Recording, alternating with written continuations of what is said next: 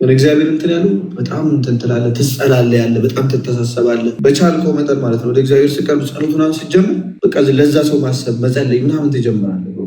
አይደለም ለዚህ ህይወቱ እኮ ለሰማይ ህይወቱ በጣም ታስባለህ፣ ትጨነቃለህ። ገብቶሃል? ከሞትስ በኋላ አሁን ይሄ ወዴት ነው የሚሄደው? እንዴት ነው ማድረግ እንዴት ነው ማስተካከል ያለብን? እኔ ክርስቶስን እንደምመስል እናንተ እኔን ምሰሉ ቅዱስ ጳውሎስ ማለት ነው። እና ቅዱስ ጳውሎስ ጣዖት የሚያመልኩ ቦታ ገብቶ ምን እንዳደረገ እስኪ ገምት። በፍቅር ነው ያስተማራቸው። እነሱን ተመሳስለው የእነሱን እንትን ሳይል በፍቅር አስተምሮ ቀይረዋቸው። አንድ ጠንቋይ ደግሞ አግኝቶ ነበር። ከዛ በፊት አንድ ጠንቋይ አገኘና ከክፋት መጣ ያ ጠንቋይ ማለት ነው። እና ከክፋት ሲመጣ አይኑ እውር እንዲሆን አደረገው ቅዱስ ጳውሎስ። ከክፋት ለንጉሱ ወንጌል መስተጓጉል ሆነ። እንዳያስተጓጉለው ግን አይኑን አሳወረ። አደሲም ታይም ግን እነዛን ጣዖት የሚያመልኩትን እንኳን ምን አደረገ? ገባና ምን አላቸው? እናንተ ይሄ የምታመልኩትን ለአምላካችሁ ያላችሁን መታዘዝ አያለዋል። እና በጣም አደነቃቸውና የምታመልኩትን አምላክ ልንገራችሁ፣ የምታመልኩትን አምላክ ልንገራችሁ አላቸው። አሁን ኢየሱስ አይደለም እዛ ጋር የሚመለከው። ደግሞ ኢየሱስን ሲሰብክ በምን አይነት መንገድ መጣ? እነሱ ሊቀበሉት በሚችሉት መንገድ መጣና ይኸው ሙስሊም ቤቴ ሙስሊም አለ ሂዝ ማይ ብራዘር ላይፌ ልሰጠው እችላለሁ። አስተምሮ ላይ አንገናኝም። ያውቃል ምን እንደማወራ፣ እሱም ያውቃሉ ምን እንደሚያወራ፣ ምን እንደሚያስብ፣ ምን እንደሚያመልክ። ግን እስቲ ወንጌል የምስራች ወንጌል ማለት ድነሃል የሚል ታላቅ የምስራች። እኔ ምን ኤርሚ ወይ አንድ ቀን እግዚአብሔር በጣም የሚያስገርመኝ አንዳንድ ቀን የለም ነገር እየወሰኔ ሁሌ ነው የምገረመው። ግን የሆኑን ቀኖች ደግሞ አሉ በቃ እደነቃለሁ። በቃ ምን እንጃ በቃ ለምሳሌ የራሴን ህይወት እያየሁ ሊሆን ይችላል። ገባ ብዙ ነገር እያስቀየምኩት ምናምን፣ ግን እሱ አለ በቃ አለ እያደረገልኝ።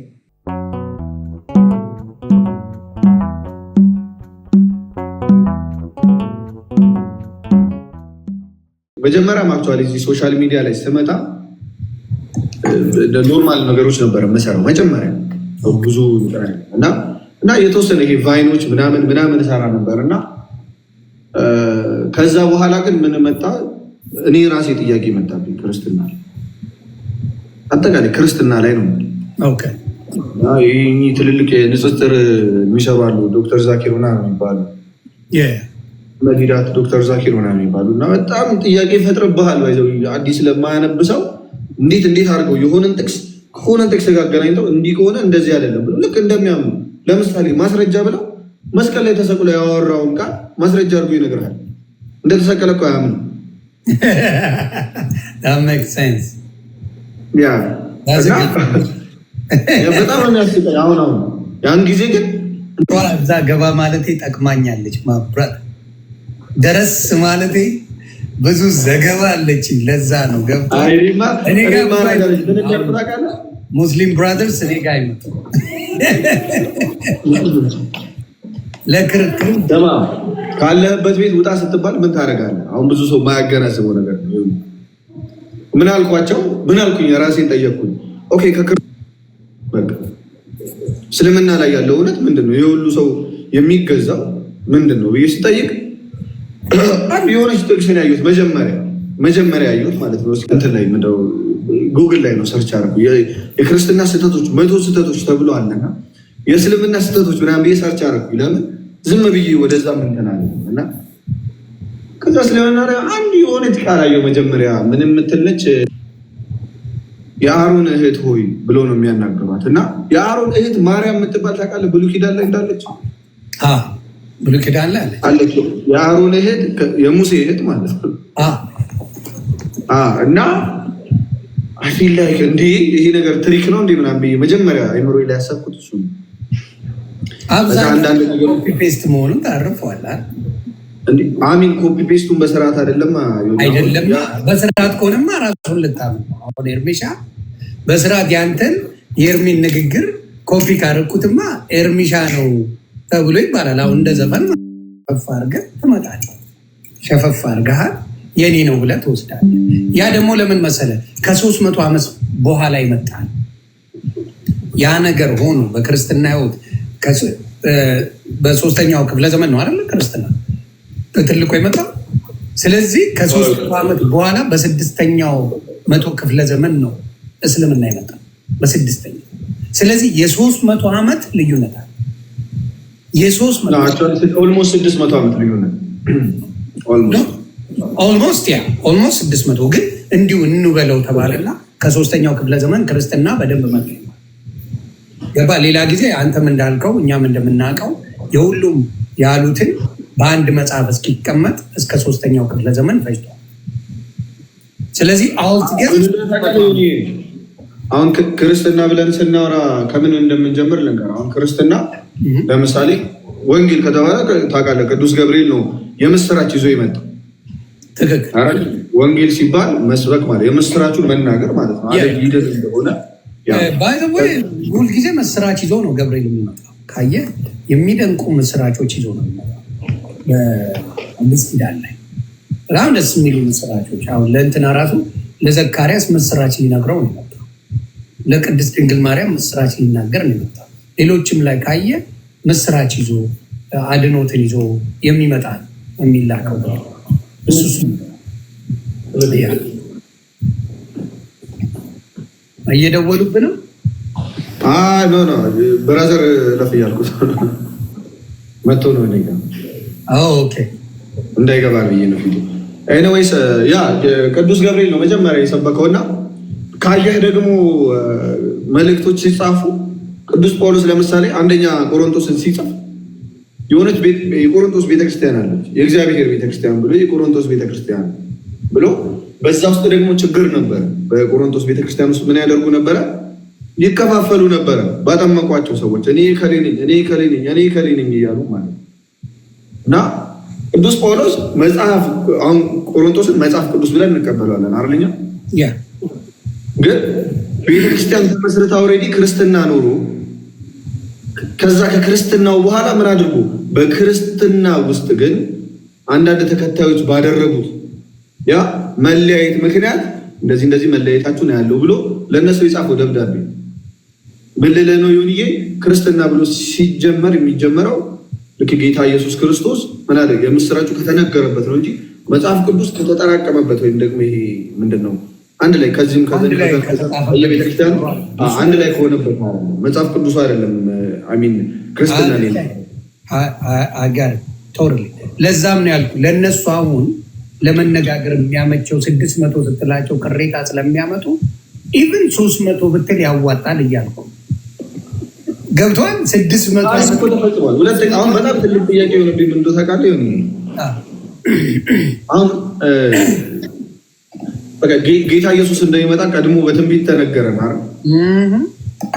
ነቢያት ሁሉ ተናገሩ። ይሄ የሚገኘው ባይዘው ይሄ ትንቢት የሚገኘው የክርስቲያኖች ወይም እነ ቅዱስ ጳውሎስ የአዲስ ኪዳን ክርስቲያኖች መጽሐፍ ውስጥ አይደለም ያለው፣ አይሁዶች እጅ ላይ ነው። ክርስቶስን አያምኑትም። ዳዊት ታውቃለህ እጁ መቸንከሩ ልብሱን ዕጣ እንደሚከፋፈሉ ተናግሯል።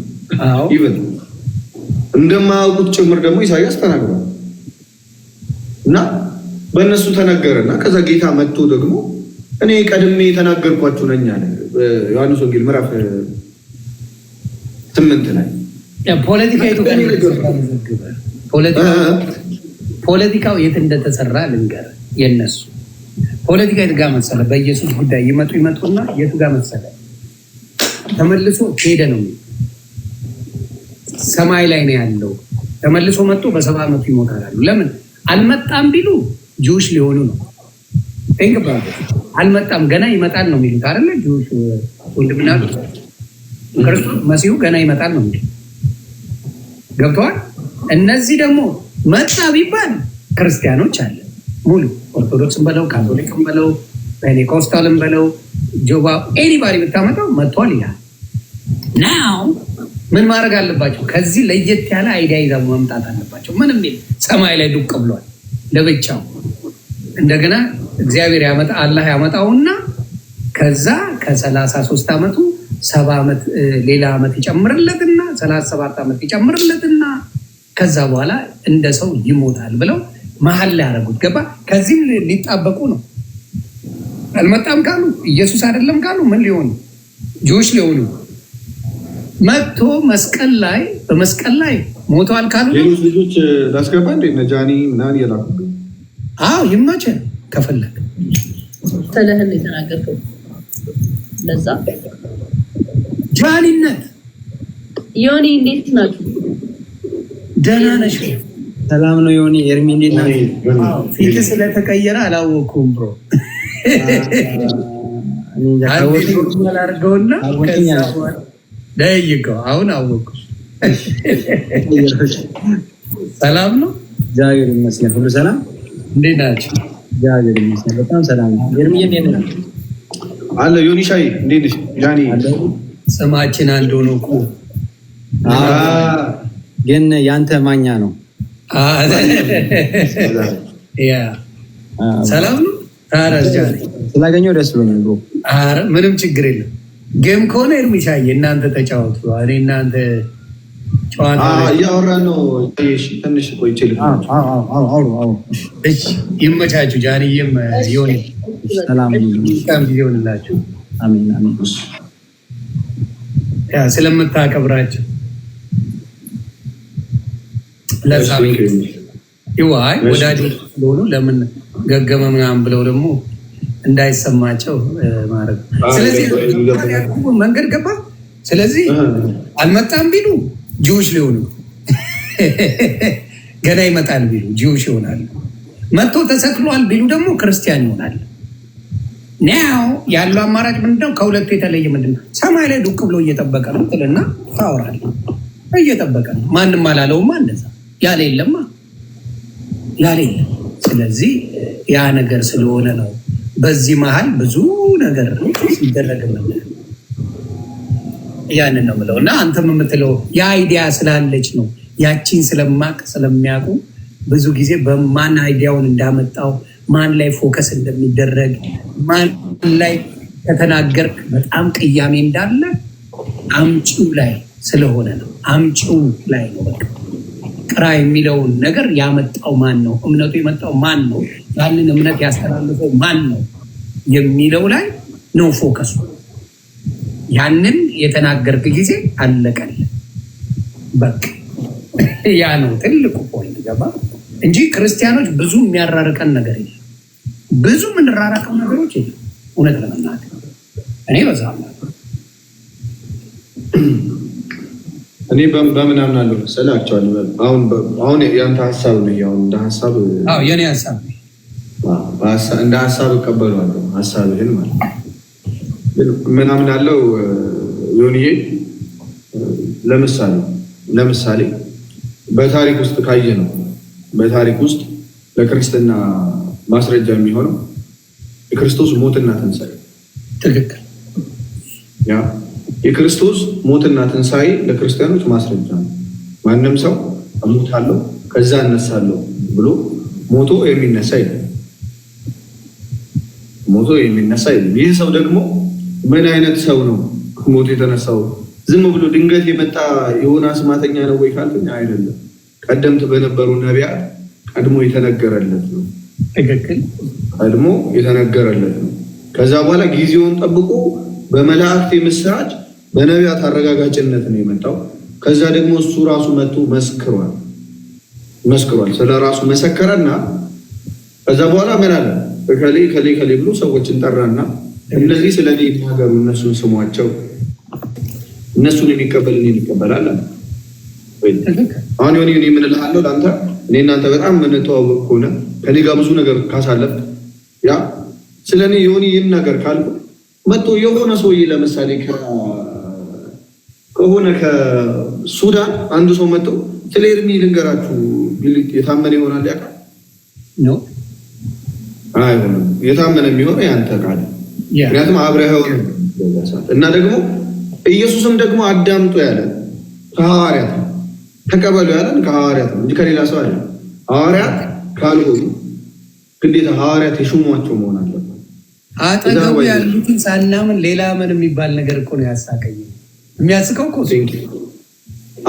ስለዚህ ኢየሱስ ተነስቷል ተሰቅሏል ብለው ሰበኩ ሐዋርያት። አሁን ምንድን ነው ጌታ ነው አይደለም ከሚለው ቃል በፊት ነቢያት የሰበኩለት ነቢያት ያወሩለት አንድ አካል መጣ። ያ አካል ነብይም ይሁን ምንም ይሁን መጥቷል። ያ አካል መጥቶ ግን ተሰቅሏል። ታሪክ ይናገራል። ከእርሱ ጋር አብሮ የነበሩ ሐዋርያት ይናገራሉ። የሰቀሉት አይሁዳውያን ይመሰክራሉ። ይሄ ታመነ ነው ይዘው ከዛ በኋላ ንግግር አልተሰቀለም ብሎ የሚጀምር ከሆነ ያልቀበለም ለምን በምን ላምን ይችላል? ሌላም ልንገር ሌላም መጨምረው ካንተ ጋር ደግሞ ይሄ መስማማበት 100% ነው። ሌላም መጨምረው ምን እንደሆነ ታውቃለህ? ኢየሱስ ክርስቶስ ቁርአን ላይ አለ። ኢየሱስ ክርስቶስ መጽሐፍ ቅዱስ ላይ አለ። ኢየሱስ ክርስቶስ የቡዲዝም መጽሐፍ ላይ አለ። ኢየሱስ ክርስቶስ ኤኒ መጽሐፍ የሃይማኖት መጽሐፍ ላይ አለ። ገባ? ሁሉም ላይ አለ። ነው ነብዩ መሐመድ ሙስሊሞች የሚያከብሯቸው የሚሉባቸው ነብይ ከቁርአን ውጪ የተጻፈበት ቦታ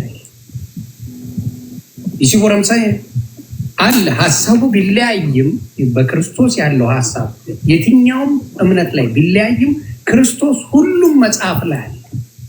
ነው ጌትነቱን የመቀበል ያለ መቀበል ላይ ነው ልዩነቱ። የጁሽ ጋር ብትሄዳለህ፣ ክርስቲያን ጋር ብትሄዳለህ፣ ሙስሊም ጋር ብትሄዳለህ፣ ቡዲዝም ጋር ብትሄዳለህ፣ ኤኒዌር ብትሄድ ኢየሱስ አለ አለ። ናው ሌትስ ጎ ነብዩ መሐመድ ምን መጽሐፍ ላይ አሉ? ከቁርአን ውጭ ከነሱ መጽሐፍ ውጭ ሌላ ቦታ ስለሌሉ ኮስችን ያስደርጋል፣ ጥያቄ ምልክት ያስነሳል።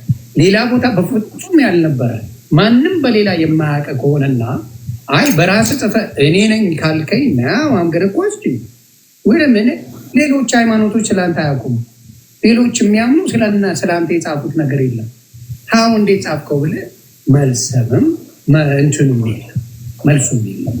ያ ትልቅ እንትን ነው። ሊያስከፋ ይችላል፣ ግን ሪያሊቲ ተጽፏል ያላችሁ ካለ አምጡና በደንብ ተጽፏል። መጽሐፍ ቅዱስ ላይ ተጽፏል። የጴንጤውን ጋር በሉ ኦርቶዶክስ፣ ካቶሊክ ጋር፣ ጂዊሽ ጋር፣ ቡዲዝም ጋር ኤኒ መጽሐፍ ከ10,000 በላይ ሃይማኖት ላይ ብትሄድ አብዛኛው ላይ ኢየሱስ ክርስቶስ ተጽፏል። የታተመ ኢየሱስ ክርስቶስ። ስለዚህ ከሱ መለየት አይቻልም፣ ሁሉም ጋር ስላለ ነው። እና ይሄ ደስ ይላል። ለዛ ነው አንዳንዴ አብዛኛውን ነገር የምታየው ነገር የሆነ የቁጣ ነገር የቁጣ መንፈስ አለው። እነሱ ጋር ሄድ የቁጣ መንፈስ አለ። ጓ ነው የሚለው ጓ በቃ እናዘጓለን። አሁን እኔ ምንም አሁን ኦርቶዶክስ ጋር እየተነጋገርኩ ነው። አንዳንድ ነገር አንድ እንደዚህ አይነት አይዲያ የለም።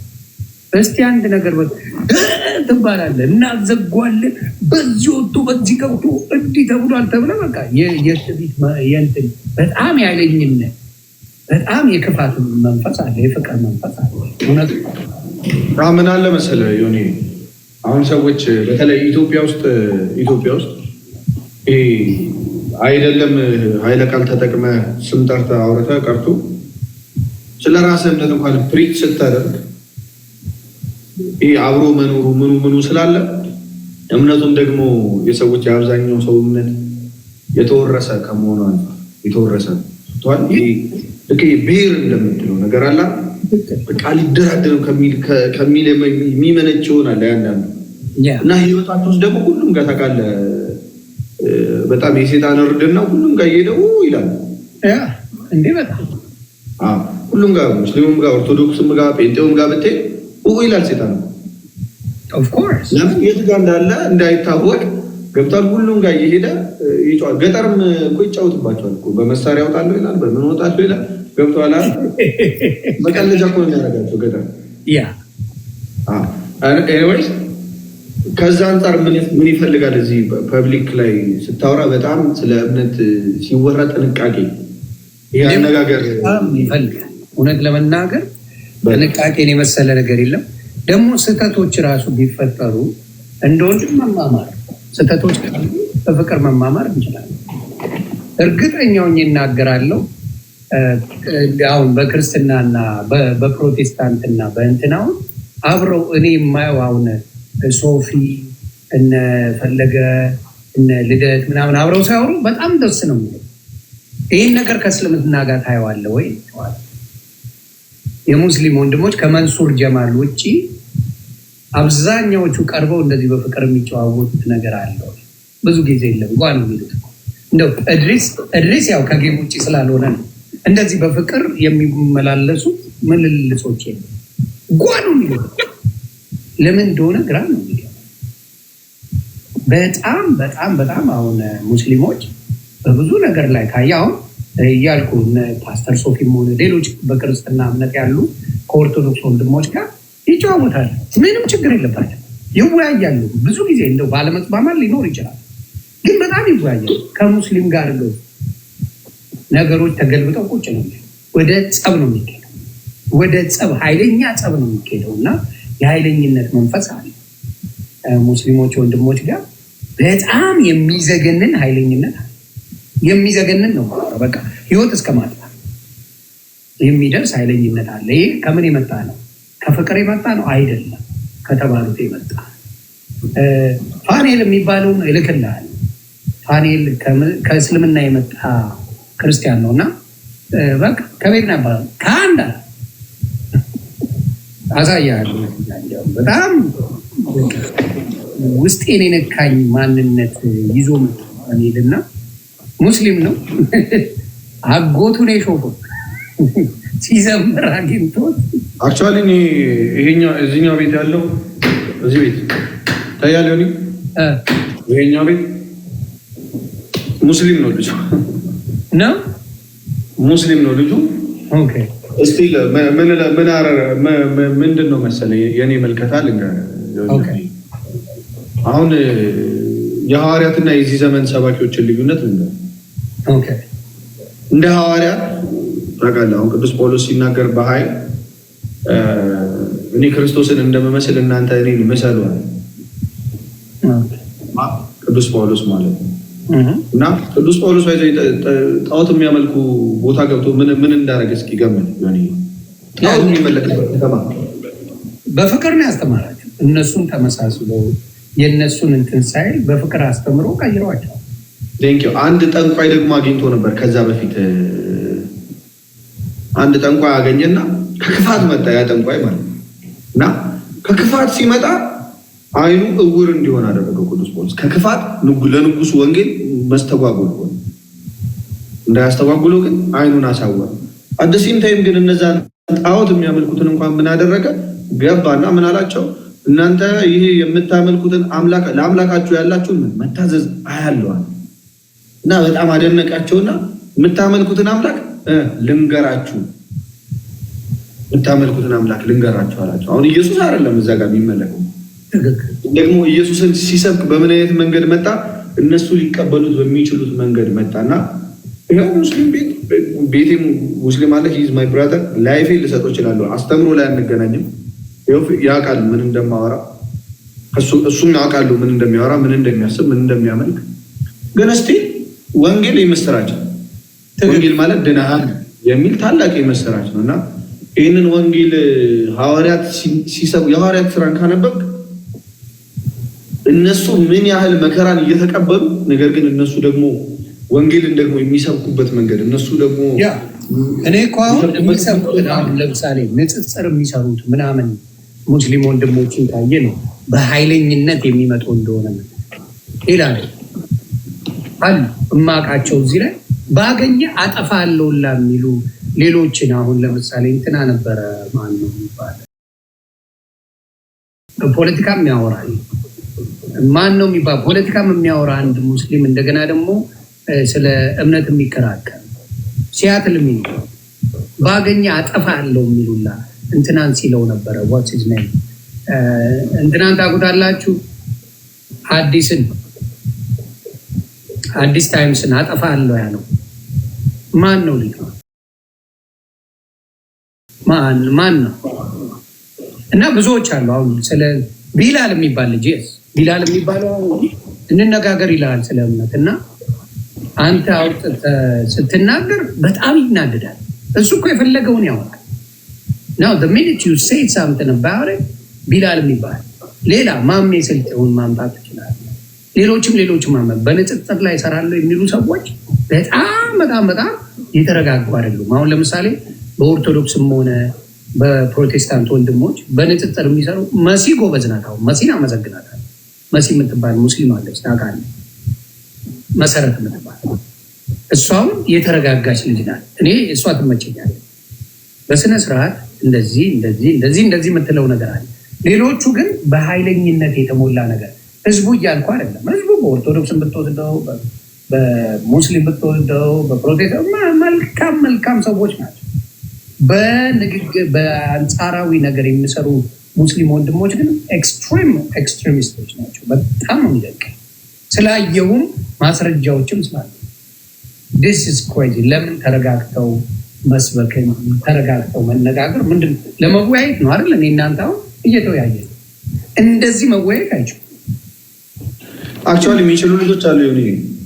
ሙስሊም ሆነው እኔ አሁን አቡበከር የሚባል ልጅ አውቃለሁ ከሙስሊም እኔ ጋር መጥቶ በስርዓት አይደለም ውይይት ቀርቶ ሲሪየስ ላይ ኦኬ አቡበከር የሚባል ልጅ መወያየት አይደለም ገብቶ እዚህ ንጽጽር የሚሰራ ልጅ ገብቶ የፈለከውን ጥያቄ ጠይቀኝ ኤርሚ ብሎን ገብቶ ረጅም ሰዓት ማለት ረጅም ሰዓት እና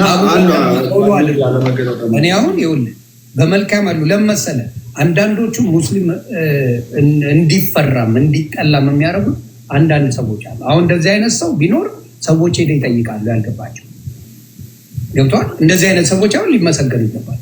እንደ ቢላል አይነቱ ደግሞ አጠፋለሁ ይላል። ገና ስታወራው ደሙ ነው የሚፈራው ገና ስታወራው እና አንዳንድ እሱ ብቻ ሳይሆን አሁን ሙባረክ የሚባል እንትን አለ ሙቤ የሚሉት ጀርመን የሚኖር የሆነ ህፃናቶች ወረቀት ይዘው ወይም ደግሞ ቁርአንን ይዘው የሆነ ነገር ሲያደርጉ አጥፋቸው ነው ካለ የሚያስደነግጡ ሰዎች አሉ። አሁን በምናየው ሶሻል ሚዲያ ላይ የሚያንጫጩት እነሱ ነበሩ። እግዚአብሔር ይመስገን እኛም ጓ ብለን አስቁመናል። መሆን የለበትም። ለምን ማንም የመናገር መብት አለው። 10,400 ምናምን ሃይማኖት አለ አለ። ስለዚህ እኔ በሀቅ ያሉ ሰዎችን የማከብራቸው ማለት በንጽጽር መሰረት እኔ አደንቃታለሁ። በጣም ነው ማለት የፈለገችው ማለት ትችላለች፣ ግን ተረጋግታ የምታወራ ይሄ አሁን አንተ ከጠየቀው ሙባረክ ነው ያለው። መርጠ አሁን ምን አለ አሁን ዮኒ ባይ ዘ ዌይ ኢቭን አሁን ዲሰንት የሆኑ ሰዎች ድሮ ስታያቸው በተለይ ድሮ ፕሮቴስታንት ጋር ስትሄድ በጣም የተረጋጋ ነገር ታያለህ።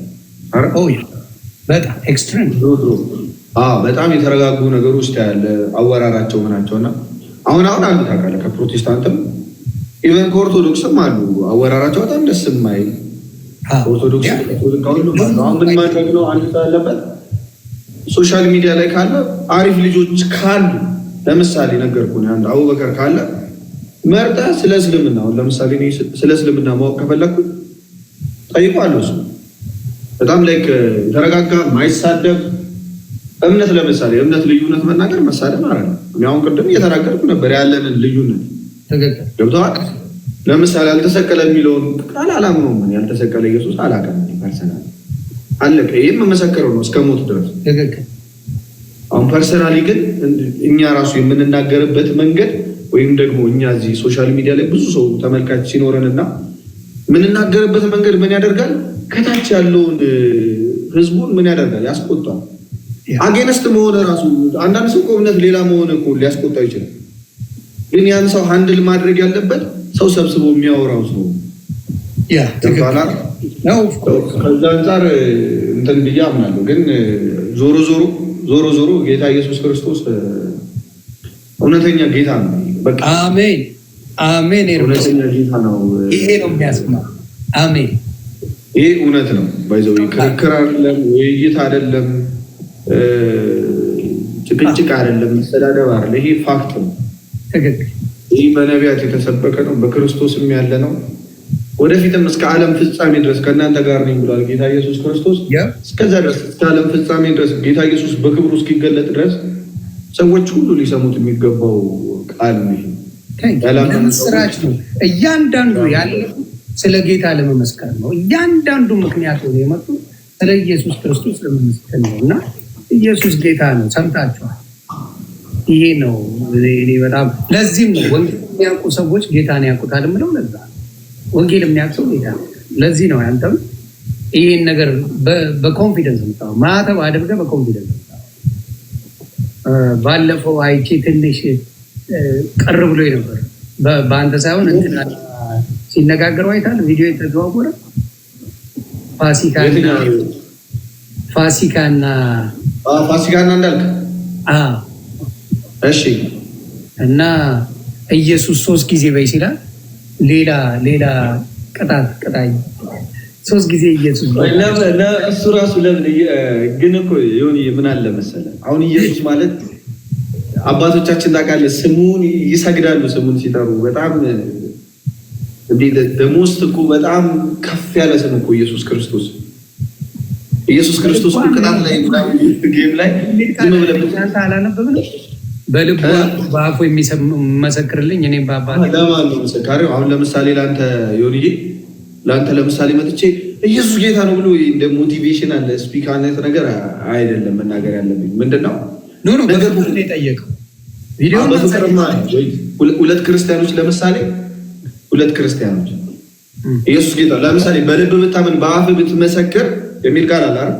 አዎ ምን ማለት ነው ዮኒዬ በልብህ ማመንና በአፍ ዝም ማለት አለ ማለት ነው በልብ አምነህ በአፍ ዝም የምትለው መች ነው በዛ ሰዓት መጽሐፍ ቅዱስ ሲጻፍ ለምሳሌ ወደ ቆሮንቶስ ሲጻፍ ለምክንያት ነው አይደል የተጻፈው በቤተ ክርስቲያን ውስጥ ያሉ ሰዎች ስለተለያዩ አያ ለምሳሌ አንተ መጥቼ በህብረት እየዘመራችሁ ወይ ያመለካችሁ አደንቃለሁ ያላችሁን ህብረት አደንቃለሁ ግን መለያየታችሁ ጥሩ አይደለም እኔ ከሌለኝ ትላላችሁ ብለህ መጽሐፍ ቅዱስ ላይ አለ እኮ ይሄ ቃል ግን ልክ አይደለም ለምን ቦታው አይደለም አልተለያያችሁ ማለት ነው ኢየሱስ ጌታ ነው ማለት በዛ ሰዓት ያሳርግ ነበር ቄሳር ጌታ ነው ይባል ነበር በሰዓቱ ማለት ነው ብዙ ጊዜ ቄሳር ጌታ ነው ሲባል ኢየሱስ ጌታ እንደሆነ በልባቸው የሚያምኑ አሉ ነገር ግን ኢየሱስ ጌታ ነው ማለት ስለሚያስገድል ምን ያደርጉ በአፋቸው ምን አይሉ ነበር አይመሰክሩትም ያንን ቃል በልባቸው ያምኑና በቃ ካመንኩኝ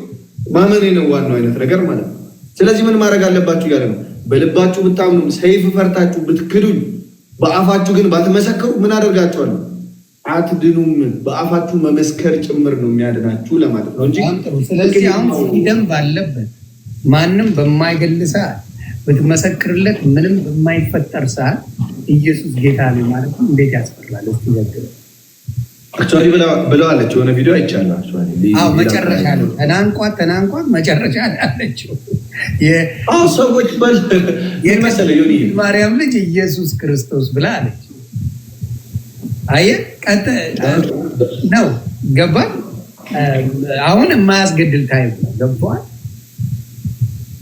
ብዙ ታየኸው ብዙ ከቆየች በኋላ ነው ያንን ራሱ ያለችው የእሷ ስህተት አይደለም ብዬ ነው የማስበው ለምሳሌ ወንጌል በደንብ አንተም ብለህ አሁን ሳልልህ ኢየሱስ ጌታ ነው ወንጌልን ስለተረዳ ወንጌል መረዳት አለባቸው አሁን ለምሳሌ መጣ ብድግ ብለህ እስኪ አፈ ላይ ኢየሱስ ጌታ ነው በል ካልከኝ አንስ ነው ታፍ ማላቀቂያ እኮ ዮኒ ገብቷል እኔ በጌታ እንደማምን ላይክ ምን ማለት መሰለ ዮኒ አሁን ወንጌል ሐዋርያት ሥራ ፕሊስ በደንብ ዮኒ ታነበው ይሆናል ድጋሚ ግን ደጋግማ አንብቡ ሐዋርያት ሥራ ምን ያሳያል ወንጌል ለማን እንዴት መስበክ እንዳለበት ታውቃለህ አሁን በጣም እዚህ ቲክቶክ ላይ ነው ማየው ለሙስሊም ለምሳሌ ጌታ ኢየሱስ ክርስቶስ ከአምላክነቱ አይደለም የምትጀምረው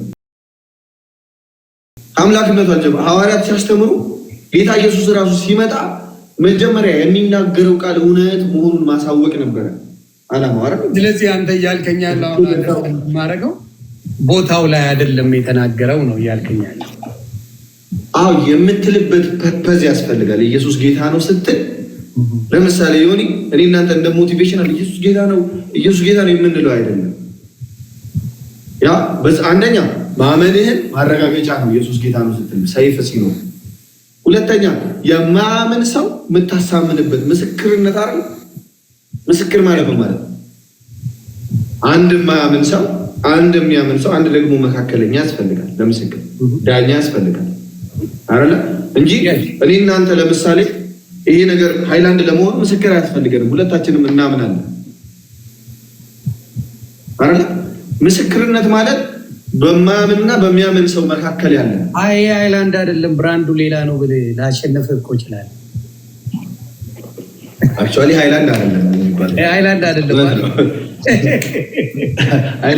ሌላ ሃይላንድ ስለሚባል ነው በተለምዶ አይወይ ግን ምስክርነት እንደዛ ነው ዮኒ ላይክ ግን ምን መሰለህ ሲቀጣጡ ይመስለኛል ከመጀመሪያው ጀምሮ እሱ ስለ መጽሐፍ ቅዱስ እያወራን አሁን እንትናን ካየው ከተጫወት ከእንዳልክ ጋር የትም ቦታ ብትሄድ ካሁን በኋላ ስለ ስብከት ነው የሚያወራ። የትም ቦታ ላይ ትሬንዱ ነው እንዳልክ። እኔ አሁን ለምሳሌ በቦታው ላይ ነው ብዙ ነገር መነጋገር የምፈልገው ቦታው ሲሆን ቦታው ላይ። አሁን እንዳልክ ግን ሙሉ ነገር ስታወራለት ደስ የሚለው ስትሰባበት ብቻ ነው። ዛሬማ ብንጫወት ትቀጠቅጠኛለህ። ቀጥቅጠኝ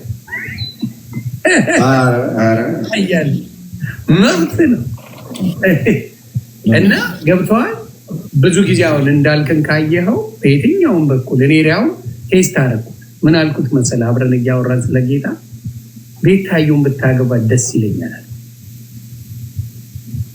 እሱ እንዴት አድርጎ ያንን ነገር በክብር አድርጎ ያንን ጨዋታ አስቀይሮ ወደ ጌታ ተመልሶ መስበክ ሲጀምር ሳይ ተደነቅኩ። ለማስቀየር እንኳን ፈልጌ ጨዋታው ቤታየውን እኮ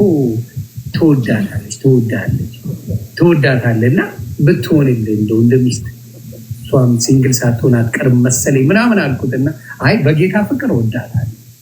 አይ እንደዛ አይነት ነገር አይደለም እኔ አሁን በጌታ ጸልይላታለሁ ብሎ ላጥ ብሎ ወጥቶ መልሶ ወደ ክርስትና ህይወቱ ገባና እንትናን ካየኸው ማን ነው እንዳልክ ከክርስቶስ ውጪ እንዲወራለትም ማውራት የሚፈልገው ነገር ሶሻል ሚዲያ ላይ የለም። ለረጅም ጊዜ ያለው ትሬንድ ነው እና እሱ ጋር የምትጫወቱ ወንድምና እህቶቼ ካላችሁ ቅሬታ እንዳይሰማችሁ። ስለ ወንጌል ብቻ ነው መስበክ የሚፈልገው። በምንም ነገር ስታወሩት እንዳልክ ከጌታ ውጪ ማውራት የሚፈልገው ምንም ነገር እንደሌለ እንድታቁለት ነው። ምን አለኝ? ለምን ለሙስሊም አይሰብክም ወንድ ከሆነ እንዳልክ መልስ ሲሆን ኢትዮጵያ ነው ያለው ክርስቲያን ለክርስቲያን እንደፈለክ መሰባበክ ትችላለህ። ኢትዮጵያ ላይ ሆነ ሙስሊምን እንደዛ ማለት አትችልም። ለምን? ሸክ ጀዲ የሚል መጽሐፍ አላቸው። ሸክ ጀዲ ይሉሃል። እፎይን ያየነው ነገር እፎይን ክትፎ ቢያደርጉት ደስታና ካፊር ነው የሚለው። ስለዚህ ኢትዮጵያ ላይ እንዳልክ መናገር የማይችለው ለማንኛው። እሺ ሰላም ነው፣ አማን ነው።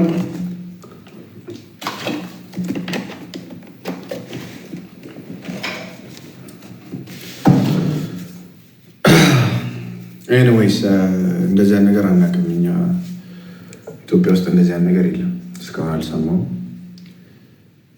ትንሽ ጌታ ኢየሱስ ክርስቶስ ይድረስላቸው አላችሁ። አውቄ ነው የጠዋት እንዴ ምንድን ነው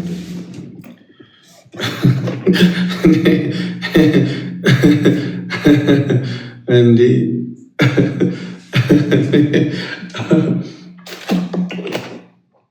ዛሬ ሙስሊም ጓደኛ አለኝ። ሙስሊም ጓደኛ አለኝ አብሮኝ የሚኖር ቀና ብሎ አይቶኝ አያውቅም። ስለ እስልምና ከሆነ አጠቃላይ ሙስሊሞችን እንጠይቃለን። ስለ ክርስትና ግን ስናወራ ጌታ ኢየሱስ ክርስቶስ የዘላለም ጌታ ነው አለ። ይሄ ነው ወንጌል፣ ይሄ ነው አረን እንዴ ጋይስ። ስለ ክርስትና ስናወራ ጌታ ኢየሱስ ክርስቶስ የዘላለም አባት ነው፣ የዘላለም ጌታ ነው አለ። የዘላለም አዳኝ ነው። ኢየሱስ ክርስቶስ ሁልጊዜ ያድናል። አንድ ጊዜ ባቀረበው መስዋዕትነት ለዘላለም ያስታርቀናል። ከጸጋ የተገፈፈው ስጋችንን፣ ለኃጢአት የሚገዛ ስጋችንን ያንን ስጋችንን ይቀርፍልናል ጌታ ኢየሱስ ክርስቶስ። ይህ ነው ወንጌል እንጂ አሁን ስለሚባለው ነገር እኔ አላውቅም እስካሁን። እንግዲህ እኔ አልሰማሁም እስካሁን። ሁለተኛ ደግሞ ሰው እኔ አብሬ ነው የምኖረው ከሙስሊሙ ጋር ከክርስቲያኑ ጋር የትም ብሄድ ሙስሊምና ክርስቲያን አብሮ ነው የሚኖረው። አስተምሮት ላይ አትደራደርም። አለቀ። የነገርኳቸው በአንድ መኪና መስጊድ አድርሼው እንመለሳለን። እኔ ቸርች ደርሼ ተመልሼ ማለት ነው። አስተምሮት ላይ ሲመጣ ለምንድን ነው እንደዚህ የምታምኑት? ኦኬ ይችን ነገር እስኪ ቼክ አድርግ፣ ይችን ነገር እስኪ ጠይቅ እለዋለሁ። እግዚአብሔርን የመረኝ ነው ጓደኛዬን ማለት ነው። እስኪ ይችን ነገር ጠይቅ። ኦኬ ጠይቃለሁ ይላል፣ ይጠይቃል። አንዳንድ ነገሮች ኢቨን ማለት ነው እዚህ ቲክቶክ ላይ ሲወራ ይቼ እንደዚህ ነው ስል የመለሱልኝ ነገሮች አሉ።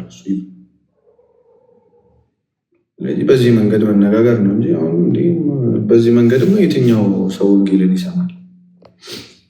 አይሆንም። እንደዛ ቤተሰብ አይሆንም። እንደዛ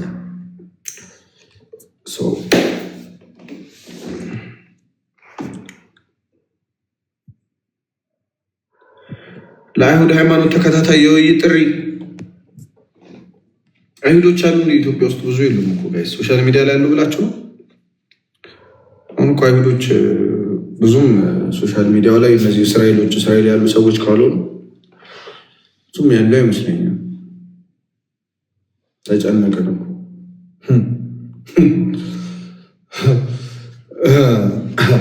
ክርስትና ፍቅር ነው አባቴ።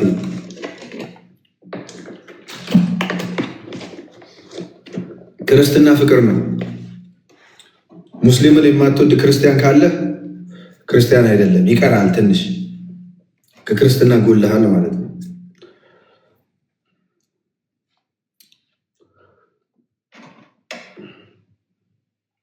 ሎሌዎች ሆይ ይላል። ሎሌዎች ሆይ ለመልካም ጌታዎቻችሁ ብቻ ሳይሆን ለክፉ ጌታዎቻችሁ እንኳን ተገዙልን። መጽሐፍ ቅዱስ ለክፉ ጌታዎቻችሁ እንኳን ለጌቶቹ እንኳን እንደዚህ አይነት actually this is not good ያ ለሙስሊም ጓደኛ ኢየሱስ አምላክ እንደሆነ ተናግረህ ታውቃለህ?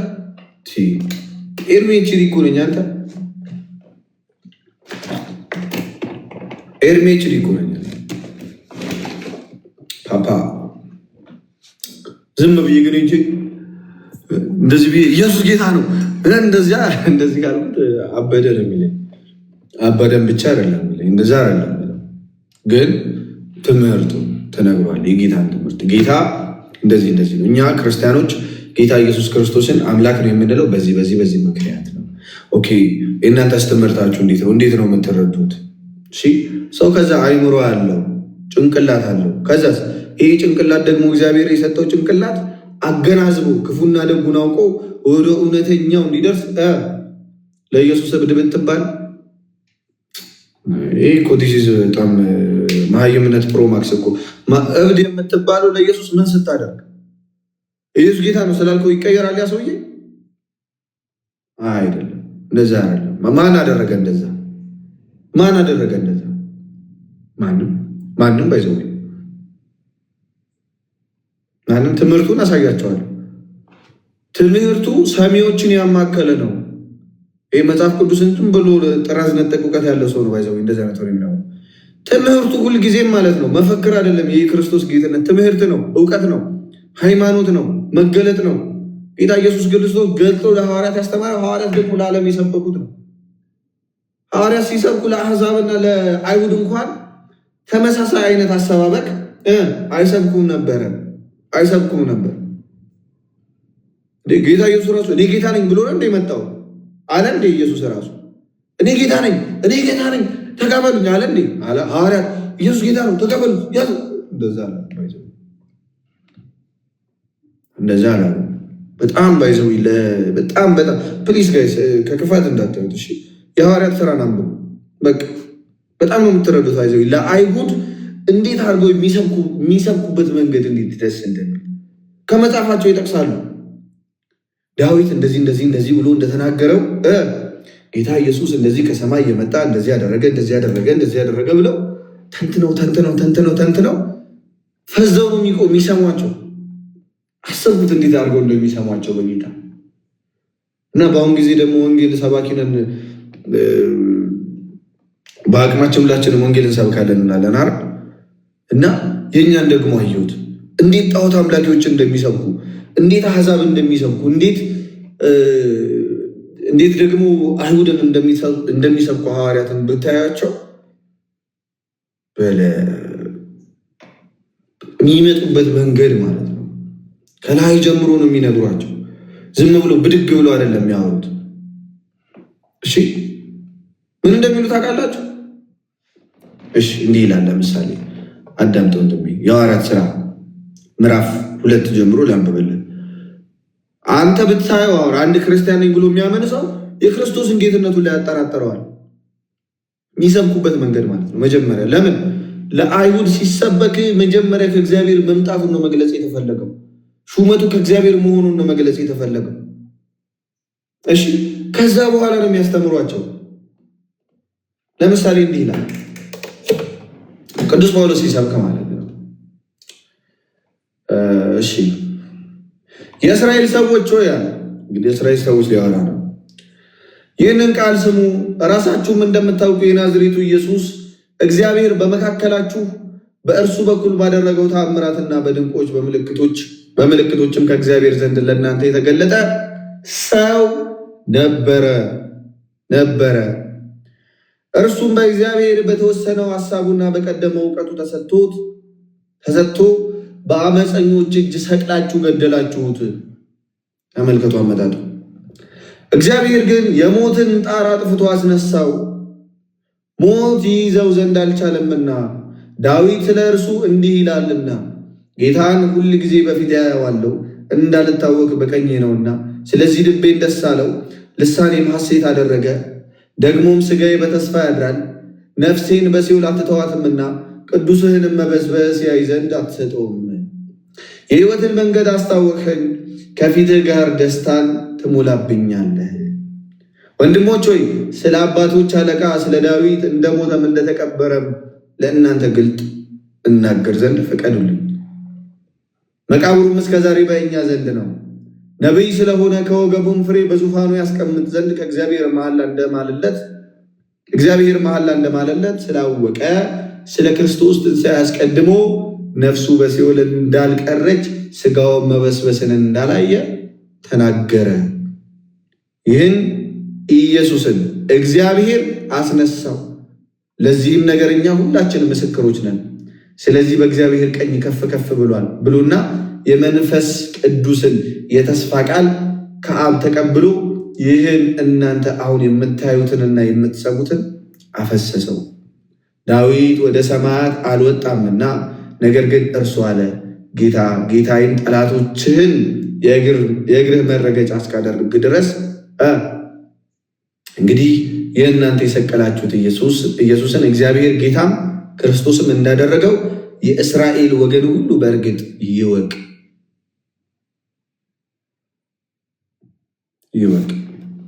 በድፍረት መስበክ ማለት ዝም ብለህ እነሱ በማይገባቸው መንገድ መናገር አይደለም። እናንተ የሰቀላችሁትን ያለው ስለሰቀሉት ነው። እሺ ብሮኝ። ስለዚህ በምን አይነት መንገድ ነው? ለአይሁድ ነው ይሄ ወንጌል። ሄዱ ለአሕዛብ እናንተ የሰቀላችሁትን አይባልም። ፕሊስ በእናታችሁ ሄዳችሁ ምንም ለማያውቅ ሰው ላልሰቀለ ሰው ሄዳችሁ እናንተ የሰቀላችሁትን አይባልም። እሺ ወንጌል ለአይሁድ ወንጌል ለእስራኤል ነው። ይህንን አገኘው ብለህ መጣህ እናንተ የሰቀልከውን እኔ ልትለኝ አትችልም። ምሳሌ መቼ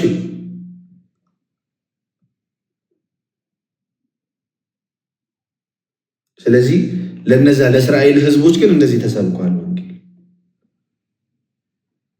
ስለዚህ ምን ማወቅ አለባችሁ? በጣም የተወደዳችሁ ወንድሞቻችን፣ ወንጌል ማን ነው እየሰማን ያለው? ስንናገር ማን ነው እየሰማን ያለው? ማን ነው እያዳመጠን ያለው? ኦኬ፣ ምንድን ነው ችግሩ? ያለው ምንድን ነው? የሌለው ምንድን ነው? የሚያምነው ምንድን ነው? ማያምነው ምንድን ነው? ለመዳን መቀበል ያለበት ምንድን ነው? መተውስ ያለበት ምንድን ነው? ይሄ ሊታወቅ ይገባል። አሁን ኦርቶዶክስ ጋር መጥቶ ሰው ኢየሱስ ጌታ ነው። በጣም ሼም እኮ ነው። እግዚአብሔር እንደው ላይክ የእናንተ ወንጌል እንኳን ልክ ቢሆን ኢየሱስ ጌታ ነው ስትለኛው ምንድን ነው ፊልም ማደርገው ለእኔ ልትመሰክር? ከዛስ በጌታ ለኦርቶዶክስ ኢየሱስ ጌታ ነው ብሎ መስክርሃል ምናምን ሊል በመጨረሻው ቀን አስበው በጌታ እኔ አምናለሁ። እወቅ ለማን እንደምትናገር።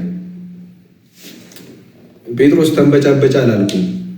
ጴጥሮስ ምንም ሊፈሩ አይችሉም። አባቴ የነካቸው መንፈስ የሚያስፈራ አይደለም። ግን ቅርበልኝ ጌታ ኢየሱስ ግን የሚሰብኩት አዳማጩን ባማከለ መንገድ ነበረ። ኢየሱስን እግዚአብሔር ጌታም ክርስቶስም እንዳደረገው ሲል ታርጌት ያደረገው ምንድን ነው? ጌታ ኢየሱስ ክርስቶስ የእውነት ከእግዚአብሔር ዘንድ መምጣቱን ብቻ ነው ለነሱ መናገር የፈለገው። ክርስቶስ ማለት እኮ የተቀባ ማለት ነው፣ የተሾመ ማለት ነው። ኢየሱስ ማለት መድኃኒት ማለት ነው። ስለዚህ ሊነግራቸው የፈለገው ስፔሲፊክ የሆነ መልእክት አለ። ለማን እንደሚናገር ደግሞ ያውቃል ቅዱስ ጴጥሮስ። እሺ ፍሩ ማለት አይደለም፣ ማንንም እንዳትፈሩ። አስተምሮት ላይ ከሆነ አትፍራ። ዘለፋ ግን አያስፈልግም። ዘለፋ፣ ጥላቻ፣ ነቆራ ላንብብላቸው አንድ ጥቅስ ምን እንደሚል ስለ ባይብል ማለት ነው። በተለይ ምንም ሳያውቅ ሰው የሚነቁር ከሆነ እንዲህ ይለዋል መጽሐፍ ቅዱስ ሲከፍት፣ በትዕቢት ተነፍተዋል፣ አንዳችም አያውቅም፣ ነገር ግን ምርመራን በቃል መዋጋትን እንደ በሽተኛ ይናፍቃል። ከነዚህም ቅናት፣ ክርክር፣ ስድብም፣ ክፉ ሀሳብም፣ እርስ በርስ መናደድም ይወጣሉ። ከአእምሯቸውም በጠፋባቸው እውነትንም በተቀሙ እግዚአብሔርንም መምሰል ማትረፊያ የሚሆን በመሰላቸው ሰዎች ይገኛሉ። እንደዚህ ካሉ ትራቅ ይላል። እንደዚህ ካሉ ትርቃለህ። እንደዚህ ካለው ትርቃለህ።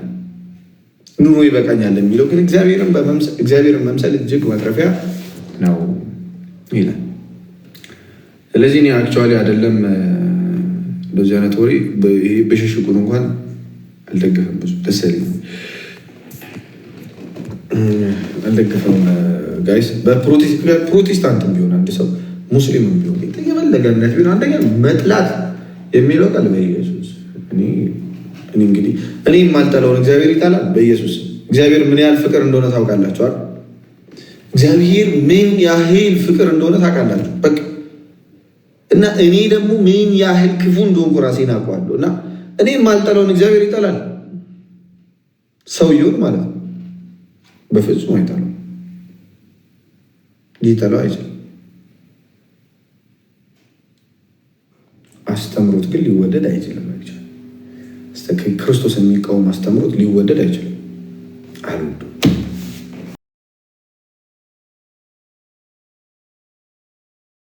ብሮ መታጣቅም እንዴ? እኔ እኮ አወራለሁ እኮ ከሙስሊሞች ጋር አባቴ አፌን ስለማልከፍት ነው እንጂ አወራለሁ። በደንብ እናወራለን። ጠይቃለሁ። መጠየቅ ያለብኝ መጽሐፍ ጠቅሼ ቦታ ነግሬ እንደዚህ ቦታ እንደዚህ ያለ ይሄን ነገር አያስብልም ወይ? ይሄን እንዴት ነው የምታዩት? ይሄ እነሱ መጽሐፍ እንኳን አንስቼ አወራለሁ አይደል? እኔ ደግሞ በገባኝ መጠን እንዴት ነው እግዚአብሔር በፈቀደ መንገድ ማለት ነው እንዴት ነው ይሄ እያለ ይሄ እውነት እንዴት ሊካድ ይችላል ብዬ እናገራለሁ።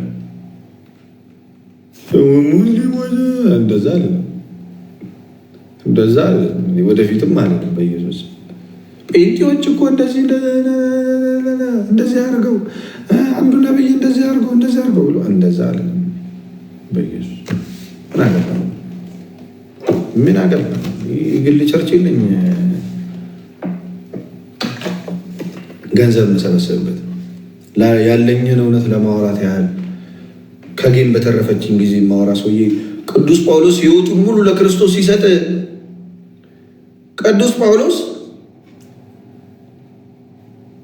እድሜ ዘመኑን ለክርስቶስ ሰጠ። ለክርስቶስ ሲል ታረደ። እሱ ገብቶ ያልተናገረውን ጣዖት አምላኪ እኔ እዚህ እየተርመጠመጥኩ እየዋልኩኝ ምን ብዬ ነው ክፉ ሰዎችን የምጠላው? ለምን ነው ክፉ የምናገረው? ጣዖት እንኳን የሚያመልክ ሰው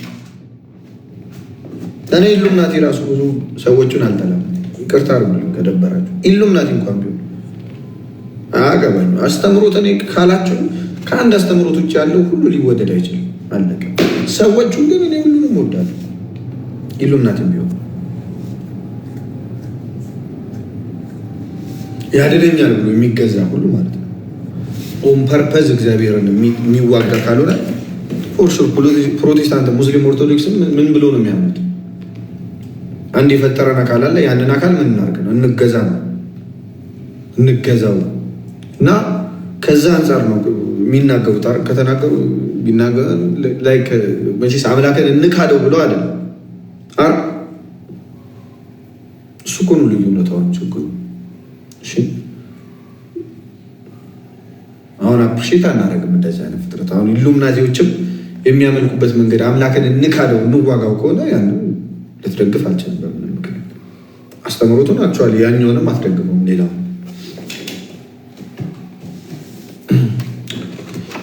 ኤኒዌይስ እንደዛ ነው ጀለሶቼ።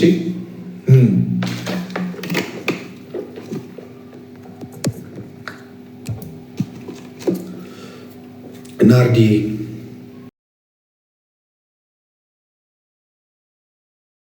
ኢትዮጵያ ውስጥ ያለውን ሰላማዊ የክርስትናና የክርስቲያንና የሙስሊም ማህበራዊ ግንኙነት እንዴት ታየዋል? በጣም ይወደድ ማህበራዊ ግንኙነቱ ይወደዳል። ይሄ አምልኮ ሼር መደራረጉን አለ። ማህበራዊ ግንኙነቱ በጣም አስፈላጊ ነው ለሀገራችን ሰላም፣ በጣም ወሳኝ ነው። በጣም አፕሪሺየት የሚደረግ ነው። በጣም መምህርም ከሆንኩኝ እኔ ለምሳሌ ነው የምላቸው። እኔ መምህር አይደለም። መምህራንም ቢሆኑ በጣም በጥንቃቄ በጣም በፍቅር በጣም በክብር አስተምሮት ላይ ብቻ ተመርኩዞ ነገሮችን ቢያስተምሩ እኔ ፐርሰናል በዚህ በትንሿ ጭንቅላቴ አስባለሁ፣ ዊሽ አደርጋለሁ። በጣም ሰላማዊ በሆነ እውነትን በገለጠ የምናምንበትን ነገር እንዲህ ጌታ እኮ በጣም እኮ ነው የሚገርም። በቃ መጥፎ ስለእናንተ መጥፎ የሚያወሩት እንዲያፍሩ አለ። በቃ ጥሩ ሆናችሁ ተገኙ። እንደዛ ነው መልእክቱ። የጴጥሮስ መልእክት ላይ ቅድም እያነበብኩ ነው። ቅድም አይደለም ትናንት መሰለኝ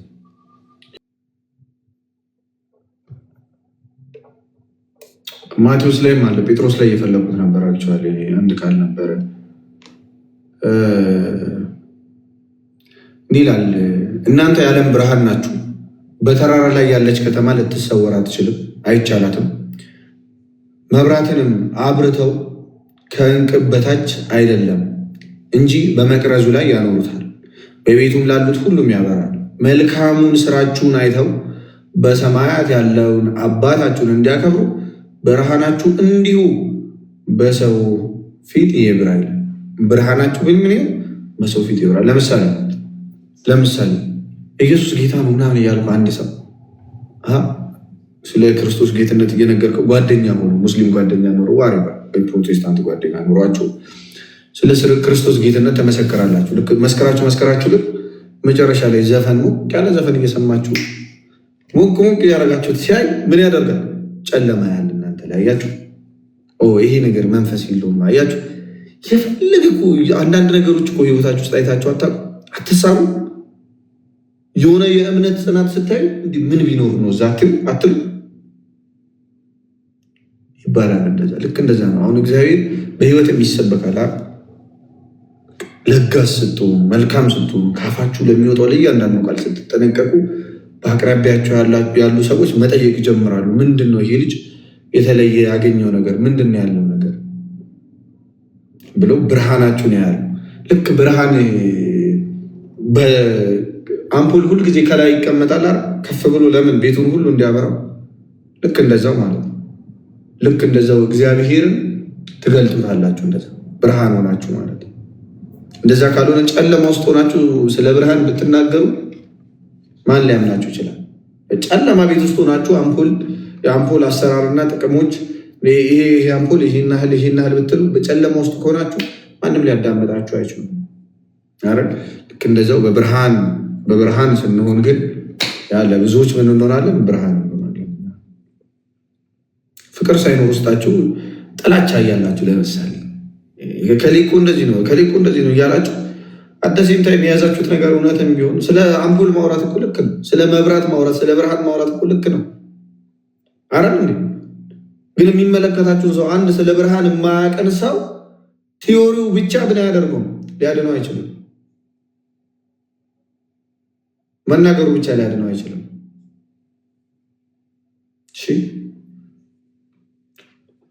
ከዛ አንጻር ኑሯችን ጌታ ኢየሱስ ክርስቶስን ሊሰብክ ይገባዋል።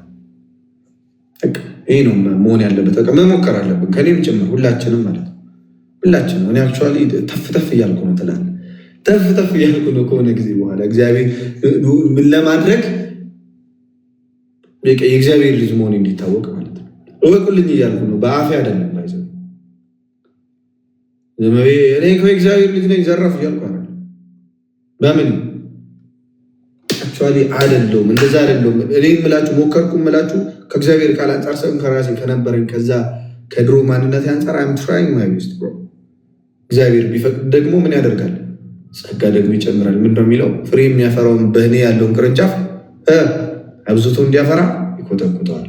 ፍሬ የማያፈራውን ቅርንጫፍ ይቆረጣል፣ ያስወግደዋል ይላል። ስለዚህ ትንሽ ስትፍጨረጨሩ ደግሞ እግዚአብሔር ደግሞ ያሰፋላችኋል እና እዛ አንጻር ብርሃናችን በዓለም ሁሉ መብራት አለበት እና አትጣሉ ወገኖቻችን። በየኮመንቱም እየሄዳችሁ የምትሰዳደቡ ሰዎች ስድቡን ተውት። በቃ ስድቡ ማንም ሐዋርያ ተሳደብ በስድብ ደረጃ አስተምሮ ከሆነ ግን አትስሙ። ማለት ነው ባይዘው ክብራችሁ ምናችሁ የሚቀንሰው መቼ እንደሆነ ታውቃላችሁ? እምነታችሁን የሆነ መስመር ካሳለፋችሁ ይኸውላችሁ፣ አስተምሮቱ ላይ እምነታችሁ ላይ ጠንካራ ከሆናችሁ ይዘው በሌላው እምነት ትከበራላችሁ። እምነታችሁ ላይ ያላችሁ ጽናት አያስንቃችሁም፣ ባይዘው አያጣላችሁም ከሰው ጋር፣ ሌላውም ያከብራችኋል። እምነት ቀይ መስመር ታደርግና ፍቅር ግን ይቀርባል። ባይዘው ታውቃላችሁ ቅዱስ ጳውሎስ ምን እንዳለ ታውቃላችሁ? ስለ ፍቅር ሲያወራ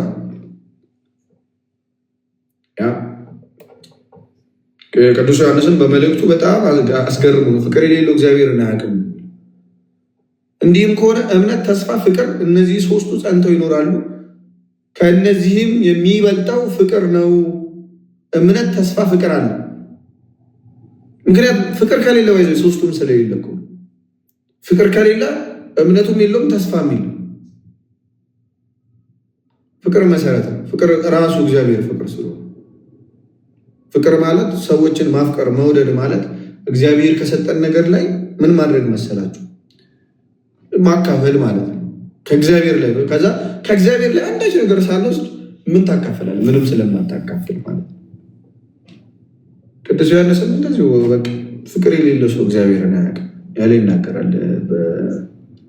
በአንደኛ ዮሐንስ መልእክት ላይ ይመስለኛል ምዕራፍ 3 ላይ